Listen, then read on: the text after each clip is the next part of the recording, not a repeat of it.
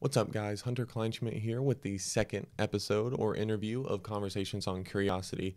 My guest today is an incredible athlete, a US Olympian, competed at the collegiate level at both the University of Nebraska and Texas A&M. She is also the first athlete in American history to win a collegiate and a national title in the same year.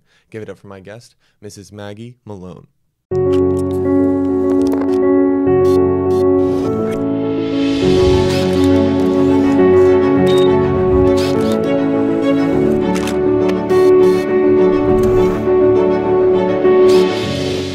I'm about to go to graduate school. Okay, And so astrobiology, so like studying microbes on other planets and stuff like that. okay. And I've heard a lot of horror stories about this experience because it's very demanding and can be kind of hard. Okay. So I was like, I need a hobby. What can I do? What do I like to do? What can I do like on the weekends? Yeah. So I kind of toyed around with a bunch of different stuff and I kind of came to this, and I had experience in, talking, communicating science. Yep. And then I just kind of built off that and took a leap of faith with this one. So Okay. yeah. So how are things going for you? You got a new job, you said? Yeah, I am working for A&M Athletics and doing a lot of like data and marketing analysis and revenue generating. But then also I am a coordinator for student athletes. So I do like programming and career development, one-on-one, like meetings with our football players, basketball, track, whomever. And so it's been pretty fun. It's demanding also, but it's really fun. Did you get that opportunity from your college experience and just being involved in track, or? Yeah, I mean, I totally sought it out because I knew that I was going to continue to train here. And so when I went in, I like set up a meeting with our athletic director and his like right-hand person. And I just said, hey, I'm going to be here. I want to work for A&M Athletics. Like, is there any certain position that we could do? And they were like, absolutely. Like, let's see if we can create something for you. And I just had built a really strong network here since being here. And that was one thing when I left Nebraska, I was terrified of doing because I'd built a really good network at the university. And I was like, how do you walk away from that? Like, how do you leave the people who've invested in you? How do you leave all that? And then when I came here, I was like, I don't know anybody. I don't know what I'm doing. And you just kind of keep rolling. And yeah, so then I had a lot of people go to bat for me that were higher up, and certain donors stepped up and were like, hey, we want her to be a part of this. And so, yeah, it's been a whirlwind. Yeah, no, I mean, Aggies, help Aggies. That is our mantra. Yeah, so that's cool. Had some good people step up. Nice. Yeah, it's incredible to me that the last time I saw you, I'm pretty sure the last time I saw you was on the Fillmore Central track in the middle of a cornfield. Probably. And then I open up my Instagram one day, and you have you have Nike sponsorships. You're on the US Olympic team. Like, what happened in that gap? Because I mean, it's not surprising because you were always a good athlete. But see, it was surprising to me. I didn't think that was never my goal. I was just kind of doing my thing, and it happened. That is so funny because that's probably exactly what happened. Definitely. It was the last time.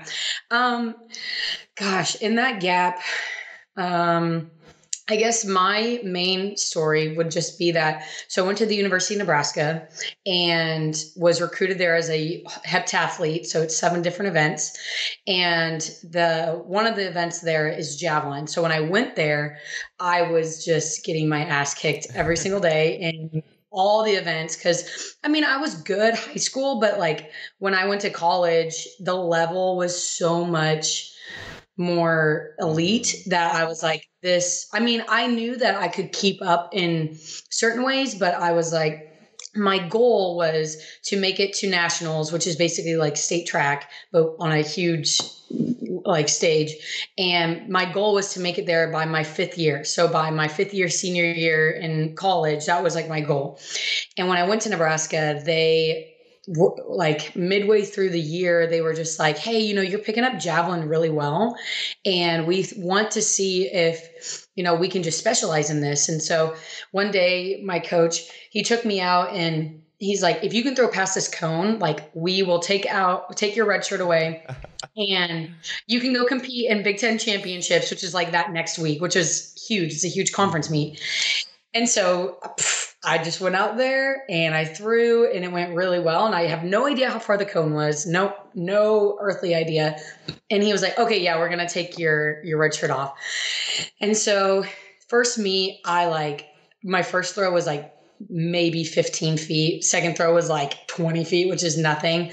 And then my third throw, I have no idea what happened, but something clicked and I ended up getting third at Big Ten championships, set me up for nationals, like was the highest scoring female for Nebraska that year. And so, yeah. And so it was just kind of this fluke, like, like, okay, like you had the tools, but then it was just like learning. I don't know. I have no idea. Total God thing in my opinion. But, so then that year is when my family moved to Texas that summer, randomly to Bryan, Texas. And the same week that they moved to Bryan, so Bryan and College Station are basically one city. College Station is where Texas A&M is. My coach at Nebraska took a job at A&M the same week, had no idea. And he called me and he told me that. And I called my mom and she was like, Maggie, do you know where Texas A&M is? And I said, no. And she was like, it's literally 5 minutes from our house. And so I just was like, man, this is a little weird. And your mom's so happy, then, I'm sure, very happy. Your parents are and ecstatic. Danny, yeah, everybody was happy because Audrey then finished her senior year here, and then Cal did his sophomore, junior, senior year. So then I went back to my coach in Nebraska, and he was like, I said, hey, I want to go to A&M. Here's the reason why. My family just moved. Also, Coach Grimes just went there. And then I looked into A&M, and I knew A&M was like the best program. Mm-hmm. And it's funny because when I was really little, I was like, oh, I would love to go compete for Texas A&M, but it's like a pipe dream. So then to see that all unfold later was super just like, I have no words to describe how that even happened. So then, he didn't release me. I stayed one more year at Nebraska. Then I had a really good year there. Almost didn't come to A&M because I was like, why would you leave? If it ain't broke, don't fix it, you know? And so then took a leap of faith, came here, had a shitty junior year. Like, I think I gained like 40 pounds, not really, but I gained a weight. And which isn't helpful in our sport. And then I threw terrible. They were breaking down just a lot of parts of like what I was doing, like bad technique that I'd learned. And my coach the one that I was at Nebraska, he wasn't my javelin coach. He just got me in the door. He's a heptathlete coach, but the coach that coaches javelin, his name's Chico, the greatest human being on this planet. Like, he is a short little Mexican boy, like straight out of Mexico. And so then he was teaching me everything, and he just had so much belief in my abilities and what he saw in me. And he was like, Maggie, I promise you, if you stay the course with us, like you will win nationals next year. And I was like, you're out of your mind, but okay. Amazing. And then the next year, like first meet out, had like the nation lead and like NCAA and professional.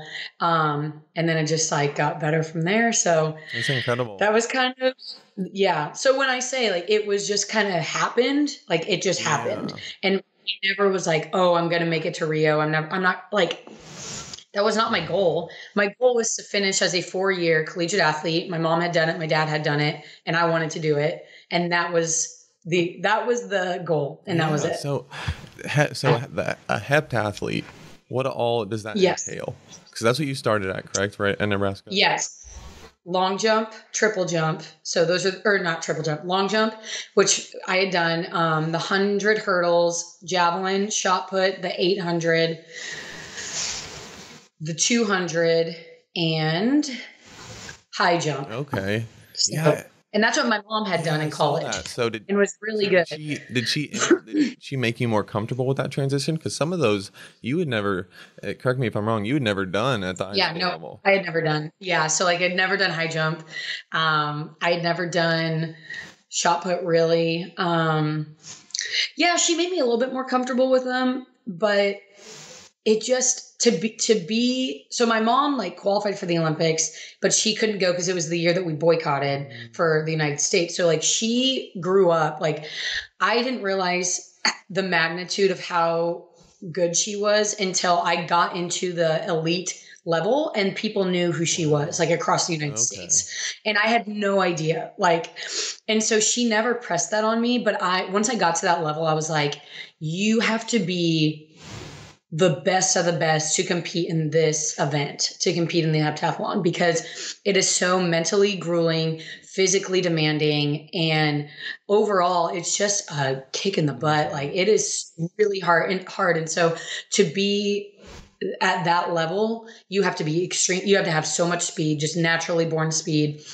And you have to be able to have like really good endurance as well. So I was like in the middle, like I was just like below average, like slightly below average. So I was like good for Nebraska, but no, I would never have like placed at nationals, let alone win it at all. Yeah, that's crazy. So yeah. So you said that was that 2015 that you said was probably your junior year, your worst year? Yeah, it would have been 20. I came here the summer of 2014, so it would have been 2015 season. So you come off your worst year, and then so I read that are you the first athlete in American history to win a collegiate and national title in the same year? Yeah. So you come off your worst year and accomplish that. And then, so I'm a little foggy on this process, but then you go and do you get an invitation to go to the Olympic trials from that first place? So basically that's what it is. In our sport, there's a thing called the A standard and the B standard. So a standard is just like if you run a certain time, if you throw a distance, if you jump a distance, or you do a height, there's a level. So it's like, okay, if you throw 55 meters in javelin, because it's all metric system, then you are invited to the Olympic trials. So that's the B standard is 55. And then there's an A standard, which is the world standard. And if you hit the A standard, then you compete. You have the opportunity to compete in the Olympics.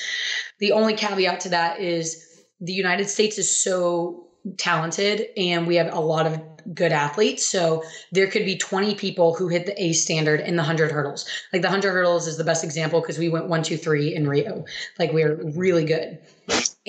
But 20 of our American athletes were already over the A standard. We were that good.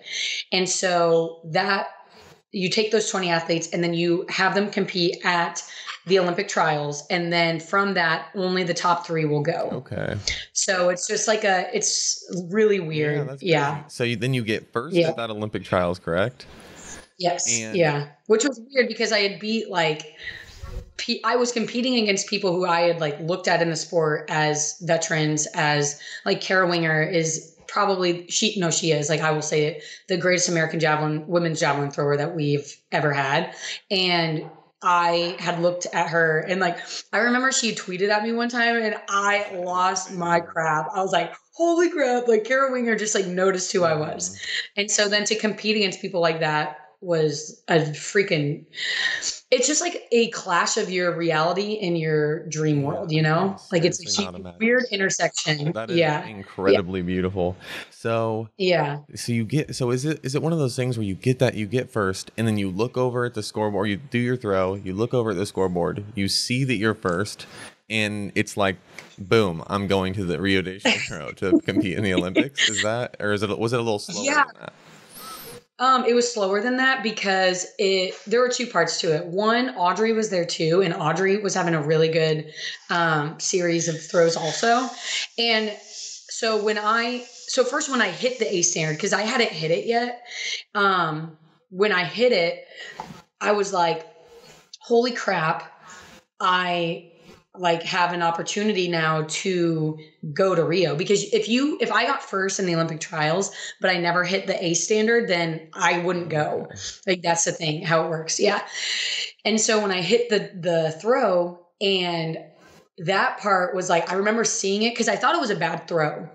I remember looking at the scoreboard and I was I saw the throw and I was like, no. And you can see it in my video. I was like, that, no, it wasn't very good. And it came up and I like immediately started crying because I was just like, holy cow. And Audrey runs over. I have goosebumps right now. It's the greatest moment I've ever had.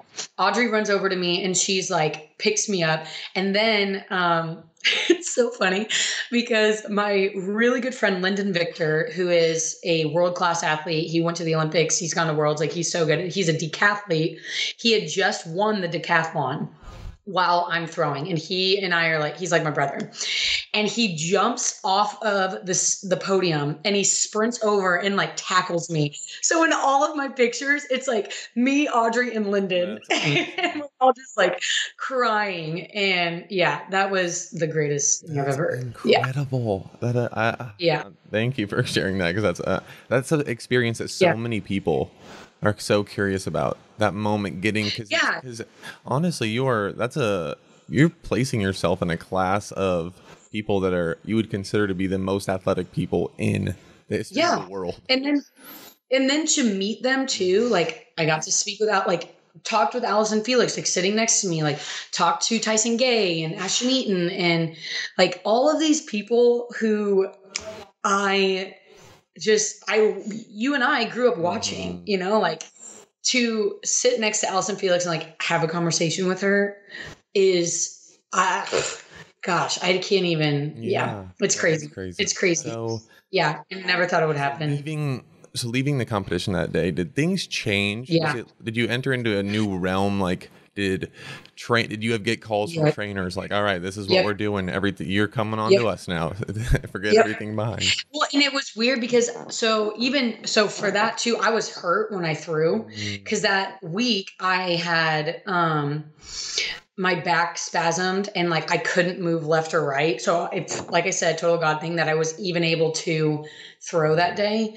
So I remember I didn't sleep at all that night. I think I had like 1,000 text messages. Like my Instagram was blowing up. My Facebook was blowing up. I just like got off of everything.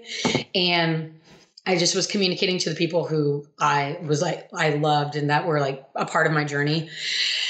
And I just remember being like the next day, my body was in so much pain. And I remember having to get on a plane and, Nike had called my coach and certain agents had like been contacting my coach, and my coach, he had, introduced me to certain people. And I just like, I don't know. It was weird because it was like, I didn't choose to do that. And so I was kind of thrown into that world. And looking back, like, especially now, I don't think I was ready for it. And I think I was like mentally, I didn't understand what it meant. I didn't understand what the process would be like. And I don't regret anything, but at the same time, it was, I would definitely do things differently. Mainly because I just was 21 years old and didn't really see past the next day, you know, like it was just like day by day. And like, you have all these adults telling you like, oh, you need to do this, you need to do this, you need to do this. And so you do all the things. And then you're like, I don't know if that was the right course of action, but because that's amazing. The fact that in one throw, in the next 24 hours, you're getting sponsorship, everything's happening, boom, boom, boom. What are some things? So are you saying that you kind of just went with the flow and let other people make decisions for you? Yep. And absolutely. So some things that you would maybe do differently. What do you mean by that? Yeah. Like I wish that I would have brought my mom specifically into the conversations that I was having with a lot of, just like sponsors and adults and coaches. And because I think I needed somebody of like sound mind that was removed enough from the situation, but yet understood the business, to help guide my decisions.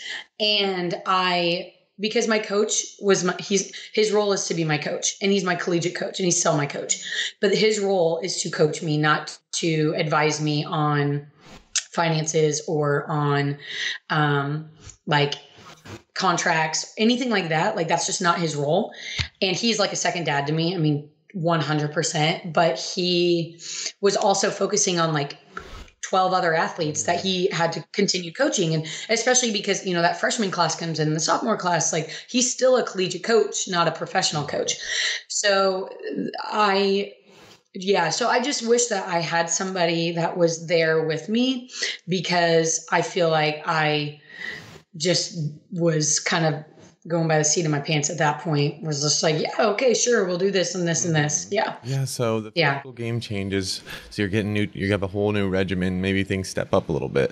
Yeah. I am so curious about the mental side of all this, because it goes from being a collegiate athlete, you have this mindset where you're just trying to get this degree 4 years and get out on the other side.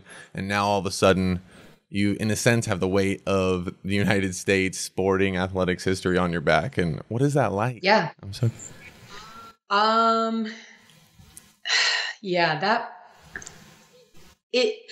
The best. Okay. So I remember I had a conversation with somebody, and they looked at me dead in my face, and they were for the United States Olympic Committee. And they looked at me and they said, you know that you are the current, you are the current and future leader of like women's javelin for the United States. And I was like, what? And they're like, yeah, so like just know that going into it. The mental side was tough. I took time off after, because and I probably should have taken off longer. One, my body was like rejecting everything at that point, because I felt like I'd pushed so hard for so long. I literally trained. I went back in the calendar. I had trained for 15 months, like nonstop, like hard, like nose to the grind, like nothing, like very lion mentality. And then to come back and have like all this pressure on you from the United States, from you, myself, from, back home, like you want to make people proud. It was a lot. And I mentally was like, I cannot do this anymore. I really can't. And I don't want to. And so then that was where I was like rejecting. I was like, I don't want to do this. Like, I need to take more time off. And I spoke to one of my good friends. He is a decathlete in Sweden, and he's lived this life forever. He's professional. He's very good. And I remember talking to him, and I said, Bjorn, like, I don't think that I can continue in this. And he goes, Maggie, if you don't take time off, he said, he's like, you don't want to be like me. And I said, what is that? And he said, I literally can't go into a track anymore without being triggered. And I loathe the sport of track and field. And I wish that I would have stopped earlier or taken more breaks mentally, so that because I put so much time and effort into something I loved at the time. And now I can't even get myself to enter a track arena because I hate it. Wow. And I felt like that was kind of the path that I was on, because it was like, I mean, and our family, like we trained all the time. Like I was doing volleyball, basketball, track, softball, like sports was an identity that I've now, like through counseling and a lot of different stuff, like have shaken, because it's really tough to separate Maggie Malone, the athlete, from Maggie Malone. Mm-hmm. And so then to have all that wrapped up into it. And then it's like, well, if I stop, like, who am I? And I'm not supposed to stop because the United States says I have to do it this way. And USATF says I have to like do these many events, and Nike saying this. It was the most overwhelming time in my life, I think. And I didn't know what, I just wasn't ready for the world. That's the best way that I could explain it. It's interesting. And I can't imagine the amount of emotional pressure and that switch all in one time. And it's not like gradual, and you don't really see it coming. No. And I didn't see it coming. It's exactly right. And I think it's very interesting that you're talking about quitting a sport and trying to separate that identity between Maggie and the athlete Maggie. Because I went through that at a much lower level, of course, at Doane, because I was known as the baseball kid my entire life. And when I stopped after the freshman year, I kind of had a void, because that's where I got a lot of my confirmation and my rewards. And that's what I daydreamed about when I wasn't for when sure. I was sitting or when I was running or doing activities. And when Yeah. that left, I was like, okay, well, we got to fill this with something. So that's always a difficult transition. And I like that you brought that up. When you went through that, did you, I mean, what were the emotions you felt in that? Yeah, so it was just there was like an emptiness, and it wasn't it was kind of sad, but it was more like a big turning point. I knew I had to do something Hmm. because I had found a lot of success and I was really motivated at that time. And so Yeah. I was like, well, my only option here is school. So let's find something that I actually enjoy Yeah. here. So I'm very thankful in that sense because I doubled down really hard, and Yep. it's cascaded to a bunch of different opportunities, and now I'm going to Yep. grad school. And if you would have asked me that Yeah. before, I would have laughed. And Yeah. if I would have stayed in baseball, I probably wouldn't have.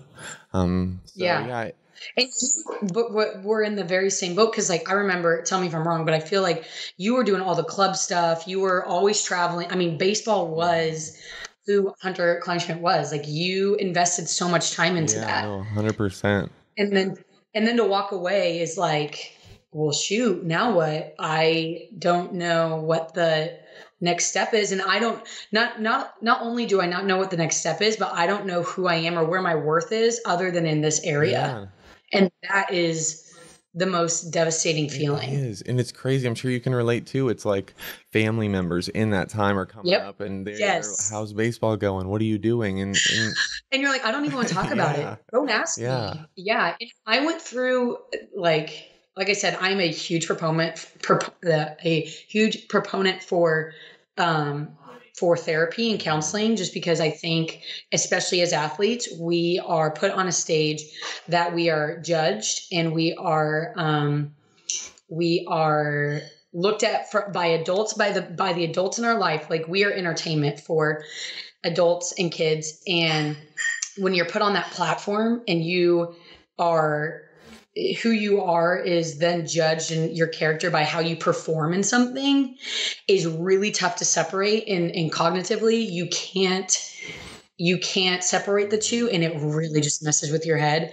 And so when I started therapy, one thing I hated when my dad would ask, like, do you work out? Like, every day he'd be like, do you work out today? Did you work out today? Did you train today?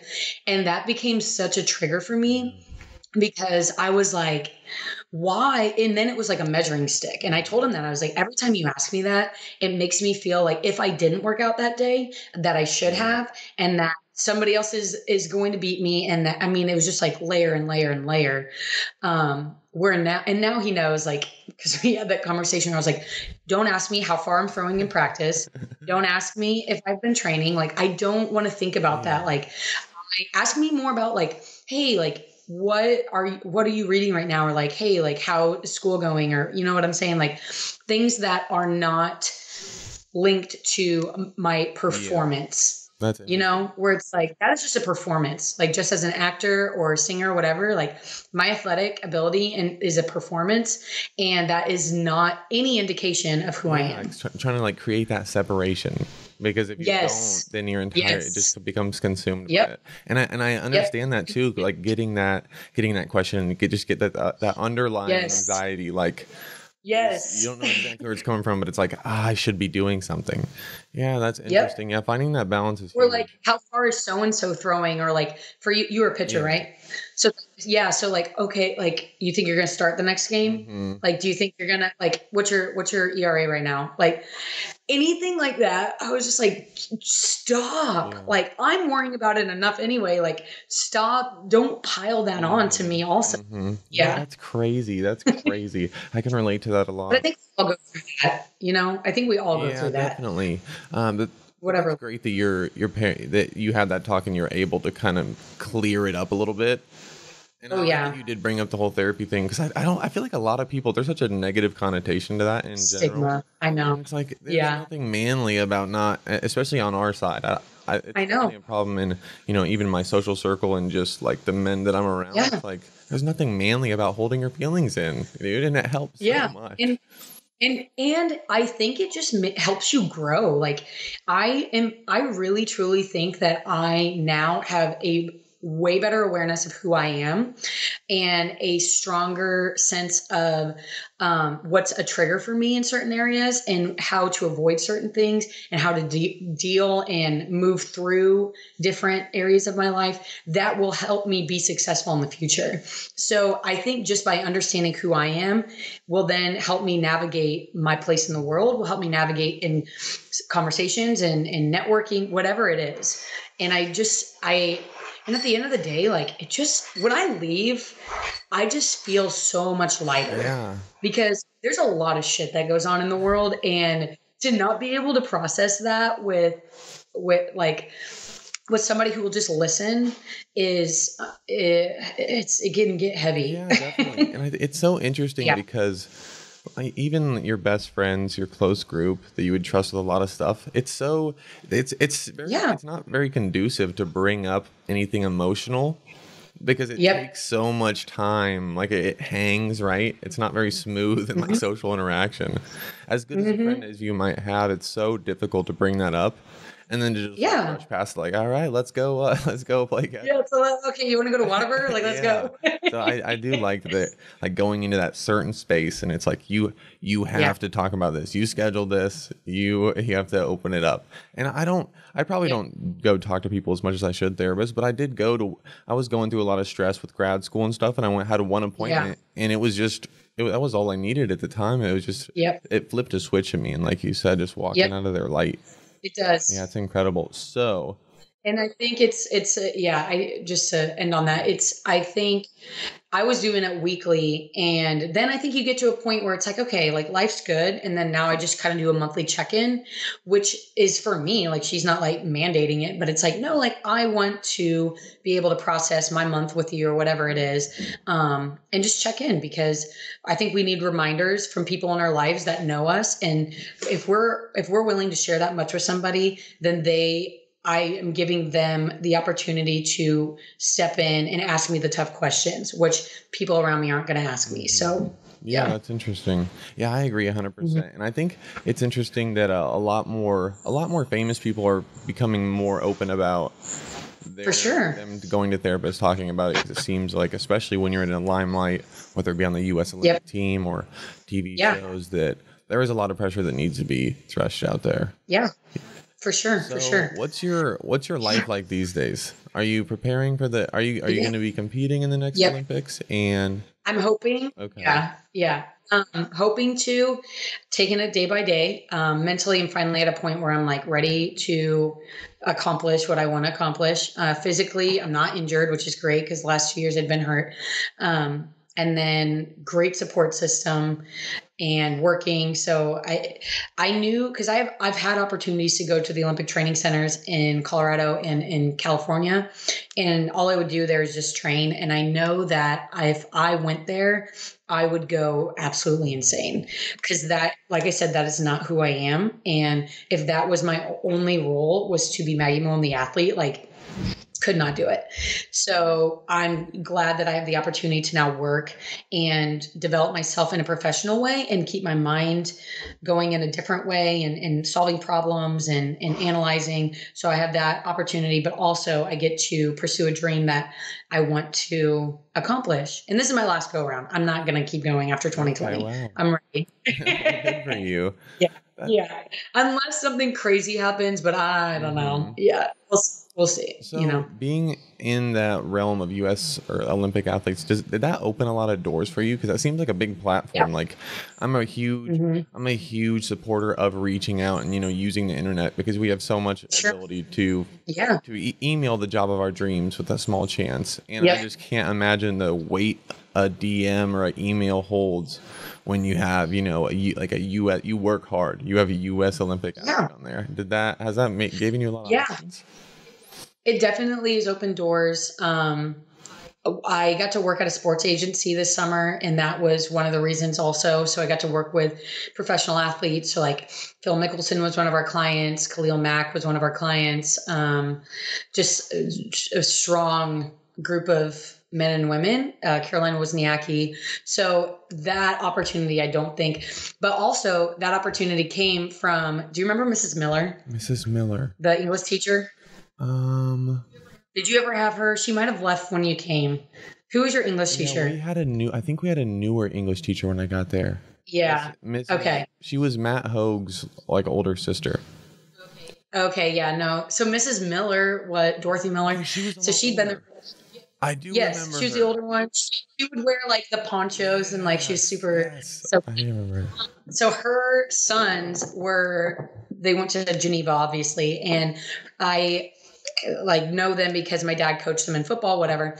And so I think I reached out to him because he's a producer in LA.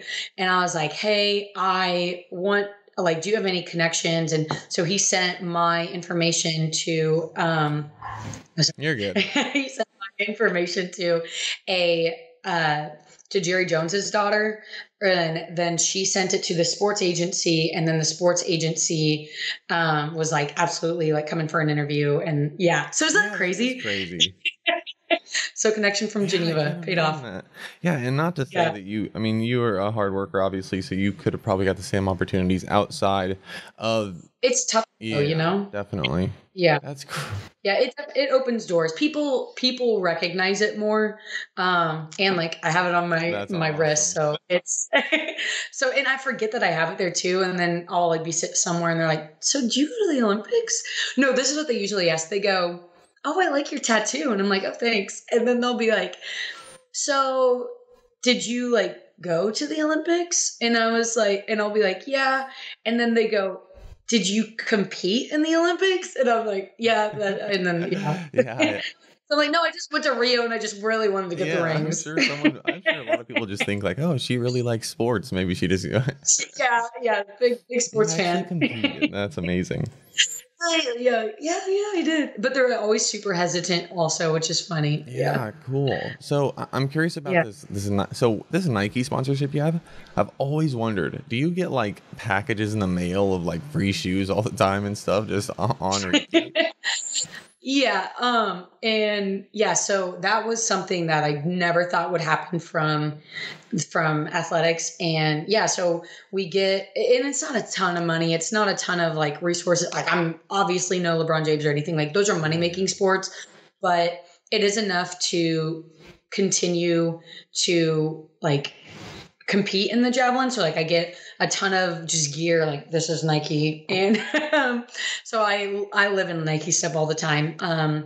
And so we get two major packages a year, and then we have like financial allotments to like purchase whatever. Like I bought some Air Forces the other day, and I'm going to get some Jordans probably soon because I need some. nice. And What kind of Jordans? so yeah, I'm not sure yet. I kind of want to Are you into custom. like retros, or then like the Yeah, older ones?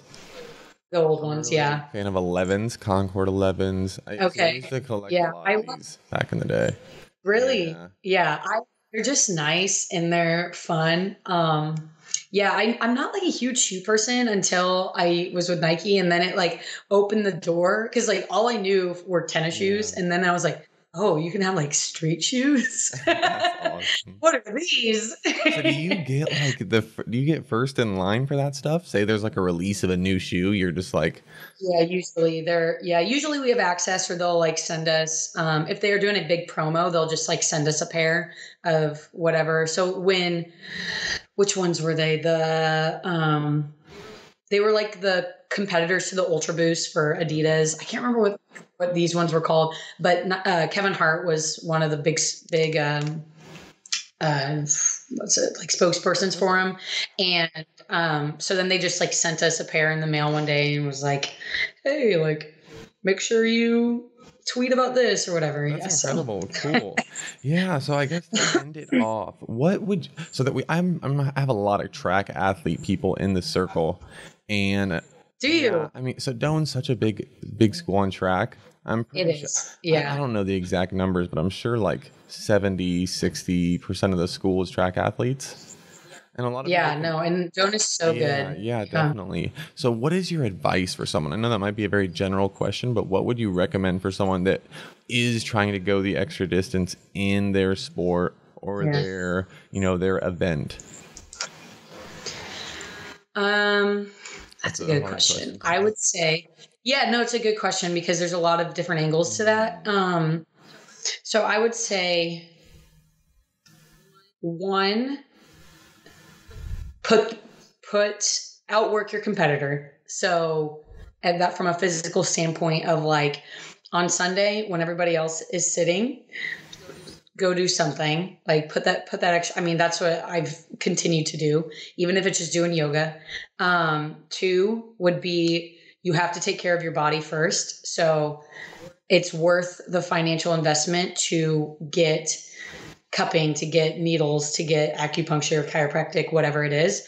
The reason why Tom Brady is still Tom Brady at age 40 something is because he spends millions of dollars taking care of his body. Like, and end of conversation. Like, that is why he's so good.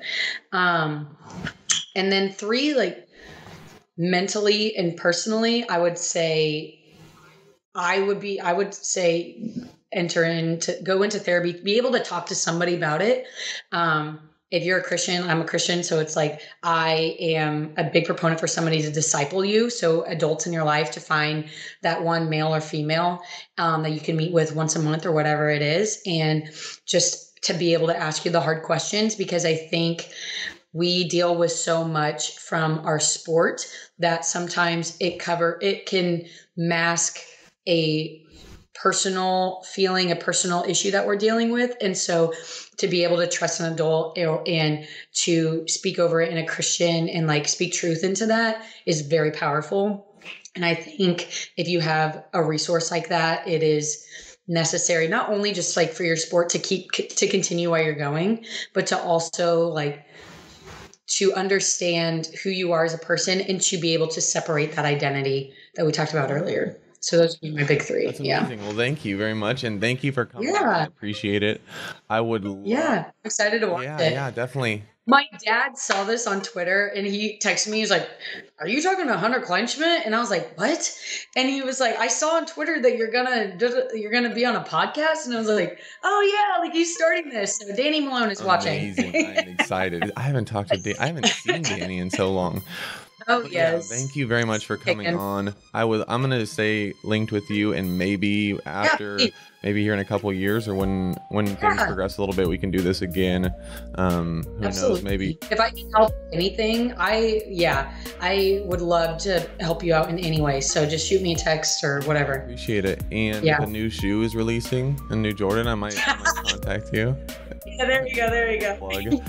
Hey, yo, Maggie. Maybe next time we talk, you're a gold medalist in women's javelin. Oh, that would be incredible. So hang around here for a sec. I'm going to end this. Thank you guys for watching, and stay tuned for next week.